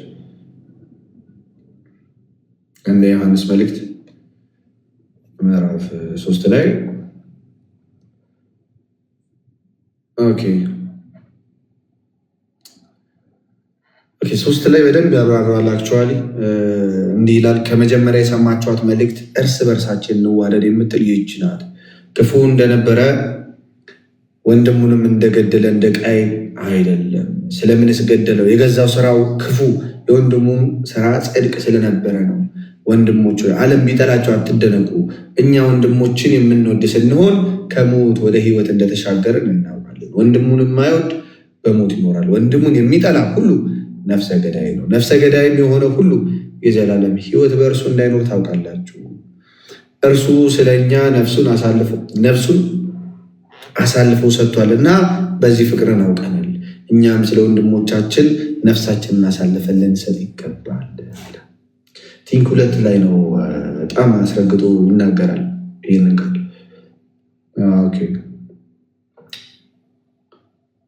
ኤኒዌይስ ፍቅርን አስቀድሙ። ፍቅር አስቀድሙ ማለት ደግሞ እባካችሁ ሃይማኖታችሁን ሼር አድርጉ ማለት ነው።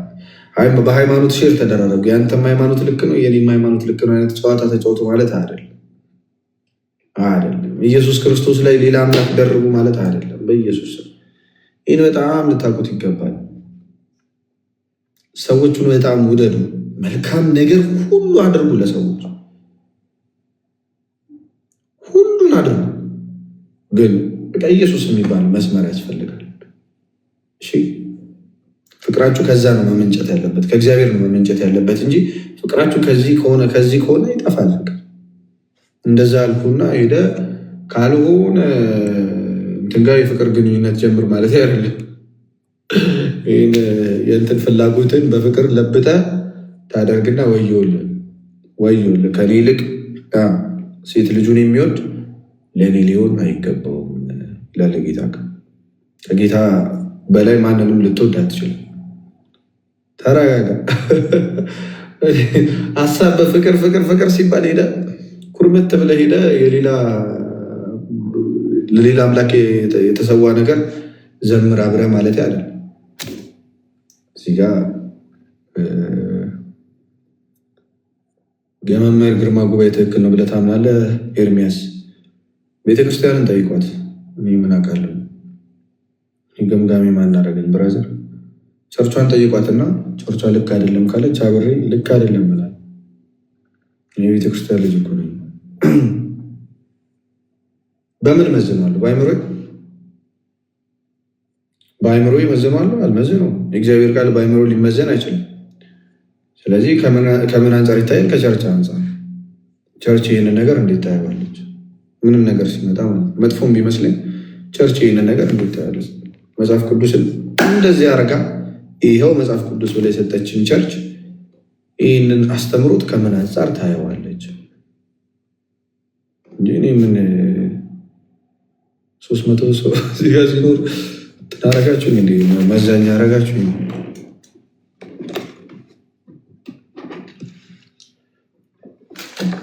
ዓለም ሁሉ ስለ ማርያም ተብሎ ተፈጠረ እያለ ነበረ። ዓለም ሁሉ ስለ ማርያም ተብሎ ተፈጠረ ነው ወይስ ዓለም ሁሉ ማርያምን ለማመስገን ተፈጠረ? በዛ እስኪ ንገሩኝ። ዓለም ሁሉ እመቤታችንን ለማመስገን ተፈጠረ የሚል ቃል ነው?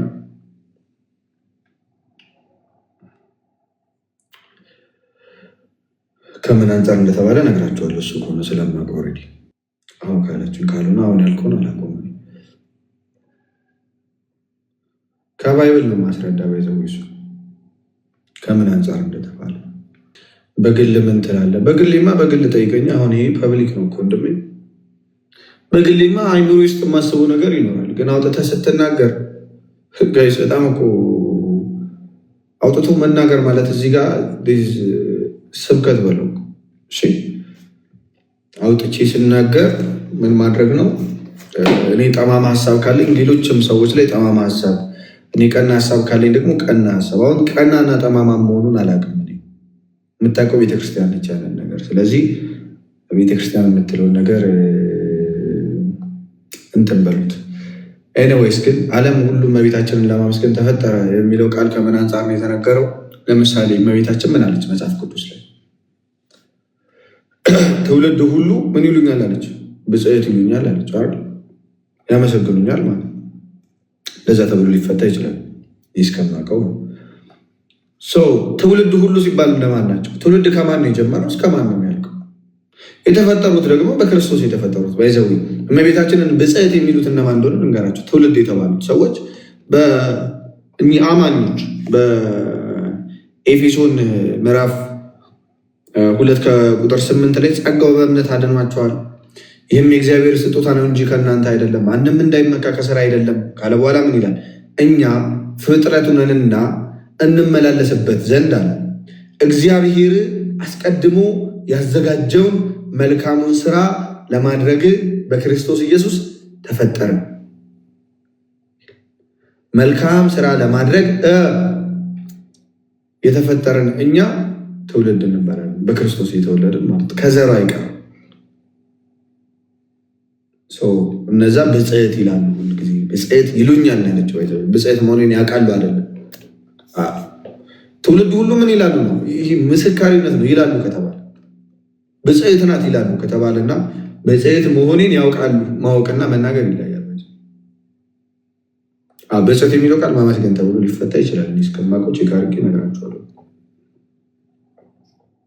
እና ከዛ አንጻር የተነገረ ነው። ትውልድ ሁሉ ብፅዕት የሚለው ስለምንድን ነው? ጌታ ኢየሱስ ክርስቶስን ምን አንድ ስላደረገች ስለወለደች።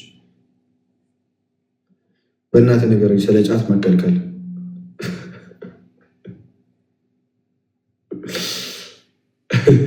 ስለ ጫት መከልከለውን ትምህርት ልትፈልግ ነው።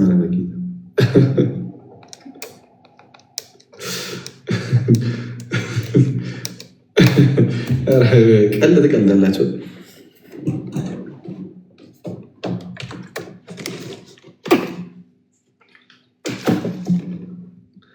ፍጥረት ሁሉ የተፈጠረው ስለ ማርያም ነው ሲል አይቼ ነበረ። ጠይቀው አይሄድና በቃ እሱ እንግዲህ አሁን ይሄኛው ምን የሚያስብል መሰላችሁ? እንደ እግዚአብሔርን እንደዚህ ምናምን ያስብል ነበር። አሁን ባይብል ላይ ሲመለስ ሌላ ጥያቄ እየመጣ ነው። ግን ሌላውን ጥያቄ ከምን አንጻር እንደተባለ ይመልስልናል። ሁሉን አላውቅም። እንግዲህ ምን አባት ይላል። የማይሆነው ሆነ፣ የማይደፈረው። እኔ ምን ኤርሚ ወይም አንድ ቀን እግዚአብሔር በጣም የሚያስገርመኝ አንዳንድ ቀን የለም ነገር እየወስ እኔ ሁሌ ነው የምገረመው። ግን የሆኑን ቀኖች ደግሞ አሉ በቃ እደነቃለሁ። በቃ ምን እሺ እኔ እንጃ በቃ ለምሳሌ የራስን ህይወት እያየሁ ሊሆን ይችላል። ገባ ጉር ነው ምለው በቃ የራስን ህይወት ስትል በቃ የራስን ህይወት ስታስብ የት እንደምታስብ በፊት ከዛ አሁን የት እንደሆንክ ምናምን ስታስበው ነው ሳስብ ምን አይነት ድንቅ አምላክ ነው እንደው እላለሁ። እንዴት ነው ይሰራል ብሮ። እኔ በምን ታምር እንደሆነ አላውቅም፣ ብቻ እዚህ ይደርሻለሁ። ምን እንዳደረገ ራሱ አላውቅም፣ መች እንደሆነ ራሱ አላውቅም። እኔ ብስማ እና ቃና ቀን ብቻዬን ስሆን ምናምን አብዛኛው ጊዜ ስለሱ ነው ማስበው። ያው ስለ እግዚአብሔር እደነቃለሁ። በቃ ጋይስ በጣም ከአእምሮ በላይ ነው የሚሆነው። እመቤቴ ጠቃለ እግዚአብሔር ገና ኃይሉን እንዳልገለጠ ወይም ደግሞ አሁን እኛ የምናስበው ለእግዚአብሔር ይገባዋል ብለን የምናስበው ነገሮች ምንም እንዳልሆኑ ታውቃለህ። እና ምድር ላይ ከፍ የሚለው ነገር ሁሉ ማለት ነው እግዚአብሔር በባህሪው በቃ ያው በጣም ገና ሳስበው ራሱ በጣም ከአእምሮ በላይ ነው። እና በቃ አሁን እግዚአብሔርን ሰው አንዳንድ ሰዎች ይገድቡታል አይደል? ለእግዚአብሔር ይሄ በቃ የሚገባው ይሄኛው። አሁን እግዚአብሔር ግን እንደዚህ የምትለው አይደለም። ራሱን ለዓለም በገለጠበት መንገድ እኛ እናውቀዋለን። በምን መንገድ ራሱን በገለጠበት ገና ግን አናውቀውም እኮ ገና እኮ ነው ገና ነው ሚስተነከምነት ነው እግዚአብሔር። ይገርመኛል እኔ ዝም ብዬ ሳስበው እና አንድ ቀን ደግሞ የእሱ የሚያደርግልኝ ነገር እና ደግሞ የኔ ደግሞ ምላሽ ሰው መሆን ከንቱ በሚለው እሷ ነገር ላይ ብዙ ነገር እያስቀየምኩት ምናምን፣ ግን እሱ አለ በቃ አለ እያደረገልኝ። እንደ እንትን ማነው አንዱ ከጌታ ጋር እንደዚህ ምሳሌ ነገር ነው እና በቃ ልትመጣ ስትል ንገረኝ እና ያን ጊዜ ንስሐ ሊገባ ማለት ነው። በቃ ልክ ልሞት ስል ንገረኝ እና ከዛ በኋላ በቃ መንግስተ ሰማያት ሊገባ ማለት ነው። ከዛ እንደዚህ እየኖሩ ያ ጎረቤቱ ይሞታል። ከዛ ያለቅስና ማለት ነው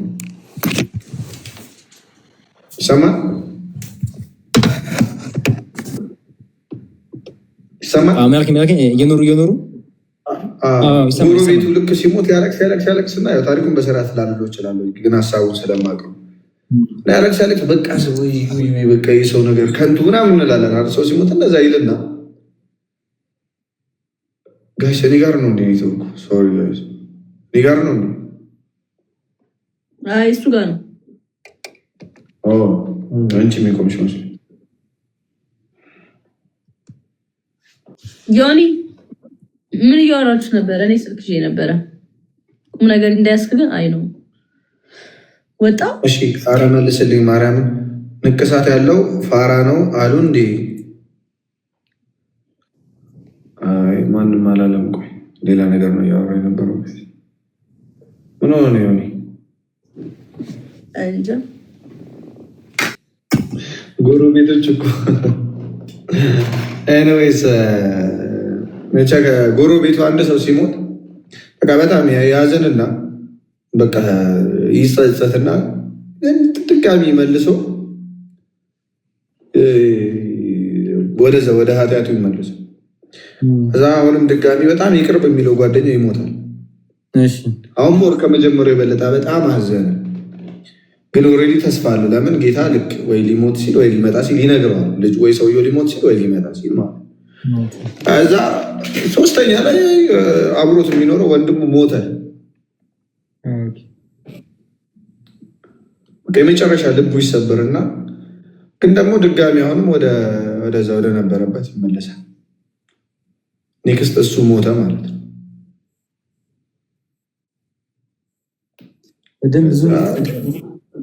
ለምን አልነገርከኝም ብሎ ጌታ ፊት ቀረበ።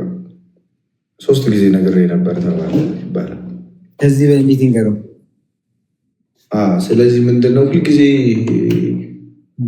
በቃ ታክሲ ውስጥ እንዳለን ነው ማሰብ ያለብን። ታውቂያለሽ ስንል እኔ አሁን ዲስ ታይም ባለውበት ደረጃ መተው የማልችለው ነገር አለ፣ መተው የምችለው ነገር አለ።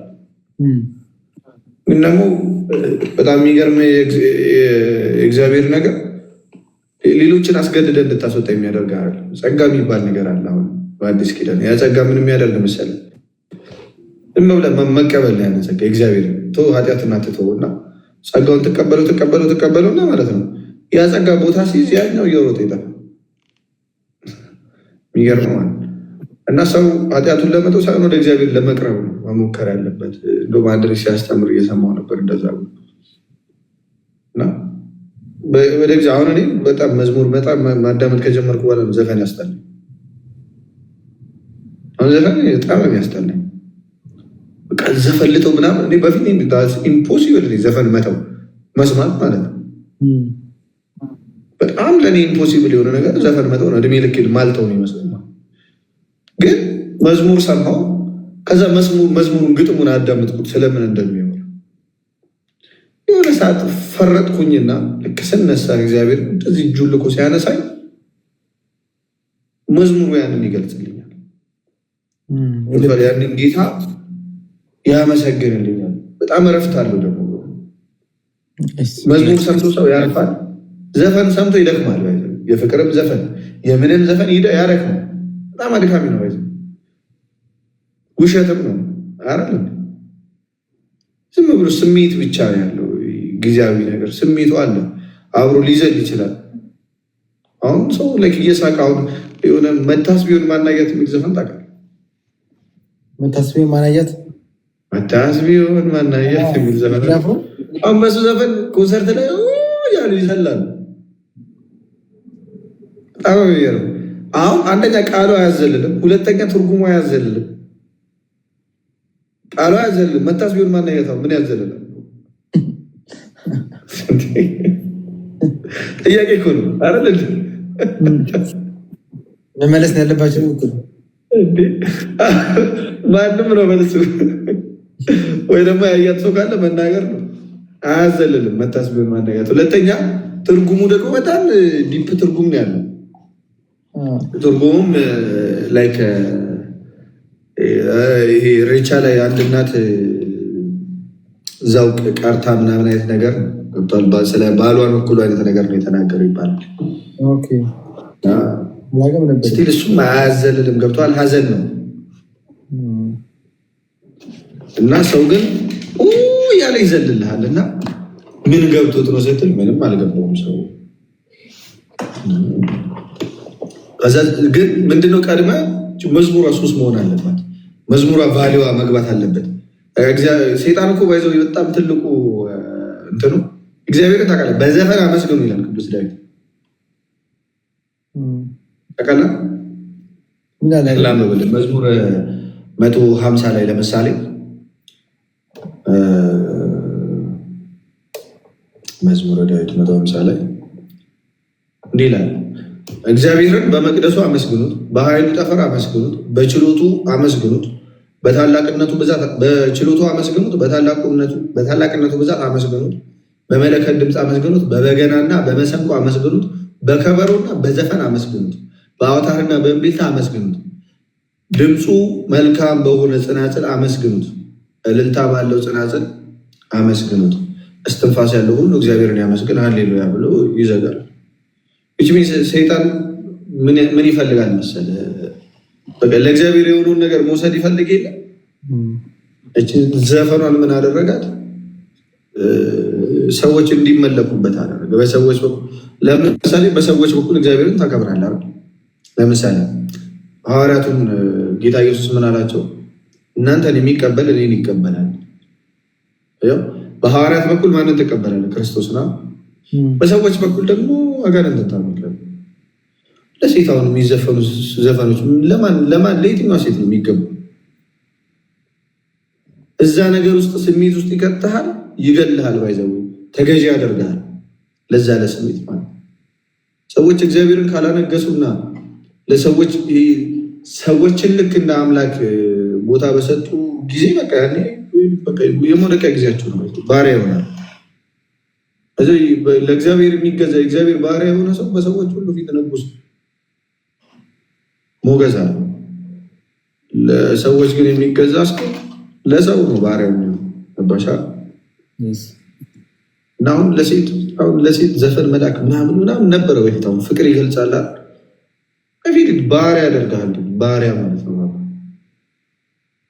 የማትጠቀመው ቋንቋ የለም። ያ ቋንቋ እንዳለ አዙሮ ባርነት ውስጥ ይከታል፣ ጨለማ ውስጥ ማለት ነው። እና የእግዚአብሔርን ቦታ ለሰዎች ትሰጣለህ የሚል የእግዚአብሔርን ቦታ ለሰዎች ትሰጥና አግባብ አይደለም ማለት መካከል ፍቅርም ቢኖር ፍቅራችሁ መሀል ላይ ጌታ ኢየሱስ መንገስ አለ። በትልቁ ነው እሱ ነው በቃ ፖይንቱ። ጌታ ኢየሱስ ይንገስ። ገብቷል? እግዚአብሔርን ነው እና ያን ጊዜ እንትን ይላል ቫሊዩ ይኖራል። አይ ሁለታችሁ የምታነግዙት እግዚአብሔርን ሲሆን እግዚአብሔር ደግሞ በመካከላችሁ ያለውን ፍቅር የእውነት ያለ ይባርካል በጣም። እና ግን በዘፈን ላይ ዘፈን የምትጋብዝ ከሆነ እንዳትጋብዝ፣ ይሁን አትጋብዝ፣ ይቀየም ከፈለጉ። በተለይ አሁን ዘፈኖች ታውቃለህ አምልኮ ናቸው።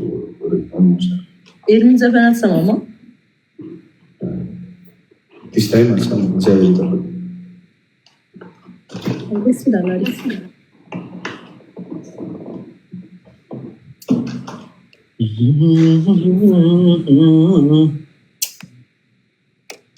እነ ነው የሚጡት ነው ጃንዬ እንዳያቸው እያወሩ ነው የሆነ ወሬ እስኪ ይችላል እያወሩ ነው ለአራቱ ወሬ እያወሩ ነው። ማን ፍራይዴ? እነሱን ጆሲና ጆሲ ፍራይዴ ናሆም እና የሆነች ወርዲ የምትባለች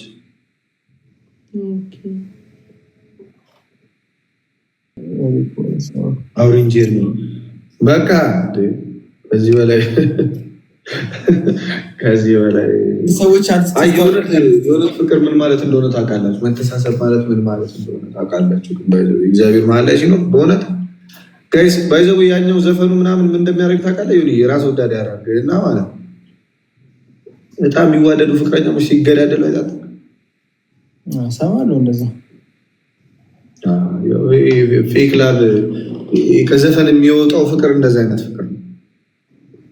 ውስጥ በጣም ይሄ ፍቅር ከሚባለው ነገር ቅናቱ በጣም ያመዝናል። ያ ነገር አላቸዋል ግን በጣም ያመዝንና ወደ መልካም አይሄድም። ያ ነገር ገባ እግዚአብሔር እንትን ያሉ በጣም እንትን ትላለህ፣ ትጸላለህ፣ ያለ በጣም ትተሳሰባለህ። ኢቨን እግዚአብሔርን በጣም በቻልከው መጠን ማለት ነው ወደ እግዚአብሔር ስቀርብ ጸሎቱን ስትጀምር በቃ ለዛ ሰው ማሰብ መጸለይ ምናምን ትጀምራለህ። አይደለም ለዚህ ህይወቱ ለሰማይ ህይወቱ በጣም ታስባለህ፣ ትጨነቃለህ። ገብቷል? ከሞትስ በኋላ አሁን ይሄ ወዴት ነው የሚሄደው? እንዴት ነው ማድረግ እንዴት ነው ማስተካከል ያለብን? ገብቷል? እና በዛ መካከል ይሄ ጥላቻ የሚባለው ነገር ይዞ የሚመጣው ፍቅር አይደለም፣ ከእግዚአብሔር ነው የምትወስደው ፍቅሩ። ገባህ? ከእግዚአብሔር የምንወስደው ፍቅር እንደዛ ነው፣ እስከ ዘላለም የሚኖር ስለሆነ ሞተህ እንኳን ብሮ ነገ እሷ እንዳትሞት ሞታ የምትገባበት ቦታ ያስጨንቃል። በጣም ቫልዩ ያለው ነገር ባይዘው ሰዎች ይህንን ቢያውቁ በጣም እኔ አሁን በጣም ህይወቴ ውስጥ አለኝ የምለው ነገር ይሄ ነው። ንብረቴ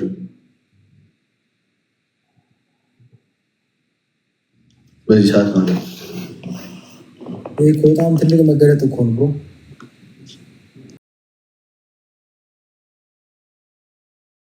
የሆነ በጊዜ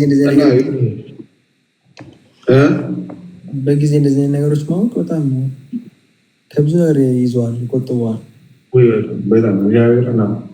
ደስተኛ ትሆናለህ። ውስጥም ሰላም ነው፣ አይምሮም ሰላም ነው። በቃ ደህና ነህ። በቃ አንተ ለወጣት ልጅ እኮ ከፍተኛ ጠላቱ ማን እንደሆነ ታውቃለህ? ለአንድ ወጣት ኢጎ፣ የራሱ ኢጎ ማለት የመጨረሻ እግዚአብሔርን ስታቅ ደግሞ መጣል የምትጀምረው እሱ ነው። እግዚአብሔር በጣም የሆነ ህይወት ውስጥ ደስ የሚለኝ ነገር በተወሰነ መንገድ ኢጎ የሚባለው ነገር ቀንሶልኛል። እግዚአብሔር ይመስገን። እኔ አይ ፊል ሁልጊዜ ሰው ከሰዎች ጋር ራስን ማወዳደር፣ ሁልጊዜ ሚዛንህን የሆነ ጓደኛ ላይ ማድረግ ምናምን እና ሁልጊዜ ደስተኛ አትሆንም። የሚገርም ጭራሽ እንደዚህ አይነት ነገር ስትሆን ምን ትሆናለህ መሰለህ? እግዚአብሔር ያደረገልህ ነገር እንዳለ ርካሽ ነው የምታደርገው። ምክንያቱም ጓደኛ በላይ ካገኘ ጥሩ ነገር ካገኘ ሁሌ ከሱ ጋር ነው ኮምፔር የምትሆነው። አንተ ተሰጥቷል እኮ ግን በቃ ያስደስትህ። አንዱን አልሰማከውም ታውቀው ትችላለህ። አንተ የሰጠውን ለጓደኛ እጥፍ እሰጠዋለሁ አለ እግዚአብሔር። መጡ በቃ አንድ አይነት ያጥፋልኛል።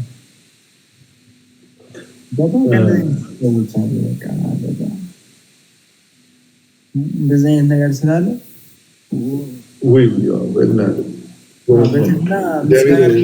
ምስጋና የተዘጋ በር በጣም ይከፍታል። የተዘጋ በር ከሚከፍት ነገር ዝም ብለህ ምስጋና፣ ጸሎት፣ አትውጡ፣ ተንበርከክ፣ የተንበረከክ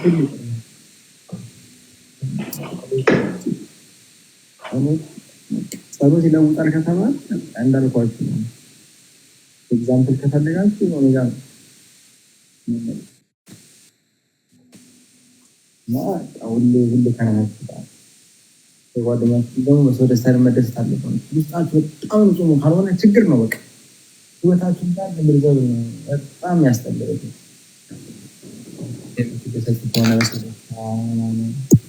እናንተ ደግሞ ተደረጉ ውስጣችሁ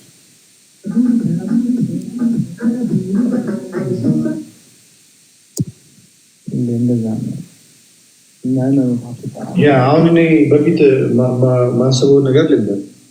ለምሳሌ ሰው በፊት ለጋስ ሲሆን በጣም እደነቃለሁ። እኔም ሰጪ የሆነ ለጋስ ከሆንኩኝ ራሴን በጣም እንደ ለጋስ ያለው እና በጣም ማለት ነው። አሁን ለሰው አላወራም እንደዚህ ብዬ እኔ እኮ እንደዚህ ነው ምናምን አለ። ግን የማደርጋት እያንዳንዷ ነገር ከኔ ይመስለኝ ነበር ታውቃለህ። እና በቃ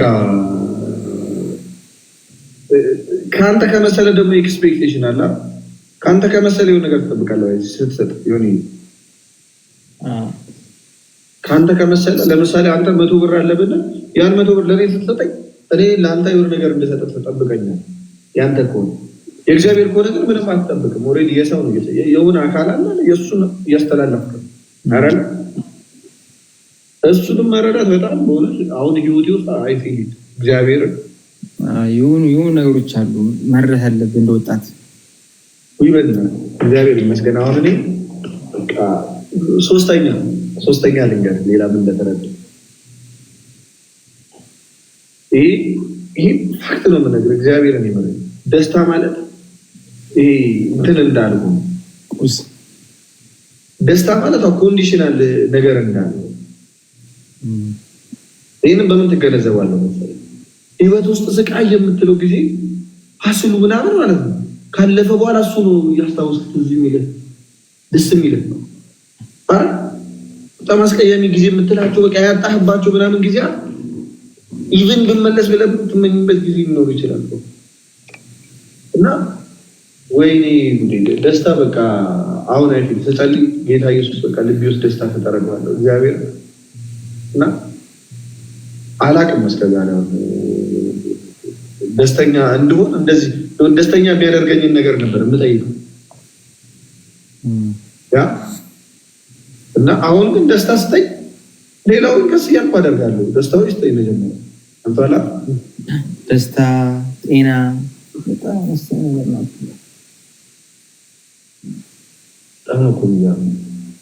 የሆነች ነገር እኔ በ20 ዓመቱ ስላለ በ20 ዓመታችን ላይ የሆነ ትንሽ ቁም ነገረኛ ከሆነ የቀሩት ዓመት ከእግዚአብሔር ጋር ከኛ ናቸው።